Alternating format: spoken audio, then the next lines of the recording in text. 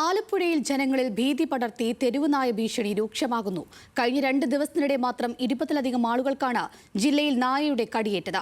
19 ഹോട്ട്സ്പോട്ടുകളുള്ള ആലപ്പുഴ ജില്ലയിൽ ഒരു ABC കേന്ദ്രമാണുള്ളത്.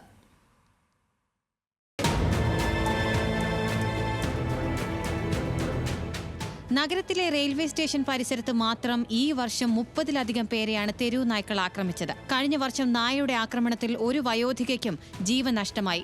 തെരുവു നായ്ക്കളുടെ ആക്രമണം വർദ്ധിച്ചതോടെ മെഡിക്കൽ കോളേജ് ആശുപത്രിയിലും മാവേലിക്കര ജില്ലാ ആശുപത്രിയിലും മാത്രമുണ്ടായിരുന്ന ERIG വാക്സിനേഷൻ താലൂക്ക് ആശുപത്രികളിലടക്കം 8 ആശുപത്രികളിൽ ലഭ്യമാക്കിയത് മാത്രമാണ് നേരിയ ആശ്വാസം. എന്തുകൊണ്ട് ജീവൻ രക്ഷിക്കാനാകുന്നില്ലെന്ന ചോദ്യവും സംസ്ഥാനത്ത് ആവർത്തിക്കുന്നുണ്ട്. വാക്സിനേഷൻ സമയം പ്രധാന ഘടകമാണ്.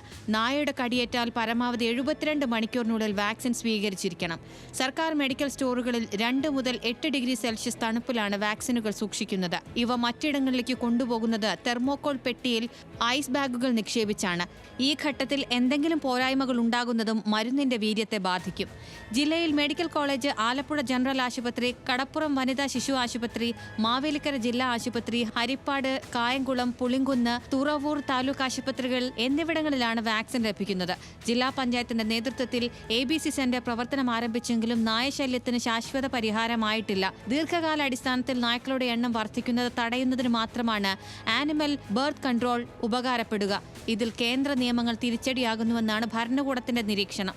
അപ്പോഴേക്കും റാബിസ് കേസുകൾ ക്രമാതീതമായി ഉയരുമെന്ന് ഇന്ത്യൻ വെറ്ററിനറി അസോസിയേഷൻ മുന്നറിയിപ്പ് നൽകുന്നു.